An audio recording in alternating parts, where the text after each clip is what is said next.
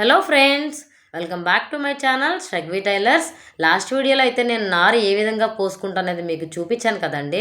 ఆ విధంగానే టమాటా నారు, మిర్చి నారు అయితే పోసుకున్నానండి. అయితే నేను ఇప్పుడు ఇంటి దగ్గర ప్లేస్ మొత్తం క్లీన్ చేసుకొని చెట్లు అయితే వేసుకుంటున్నాను. నేను చెట్ల కోసం సపరేట్గా తీసుకున్న ప్లేస్ అయితే మీకు చూపించాను కదండి. అది మొత్తం వాటర్తో మొత్తం నిండిపోయింది మొన్న వచ్చిన తుఫాన్కి. అది ఇంకా క్లియర్ అవ్వలేదండి. అది క్లియర్ అయ్యే వరకు చాలా టైం పడుతుంది. అయితే ఈలోపు వరకు నారు మొత్తం వేస్ట్ అవుతుందని చెప్పి మేమున్న ఇంట్లోనే కొంచెం చూసుకొని ప్లేస్ అయితే చెట్లు వేయడం జరుగుతుంది. అయితే చెట్లకి ఎండ బాగా అవసరం కదండి. ఎండ లేకపోతే కాపు అనేది అసలు రాదు కదా.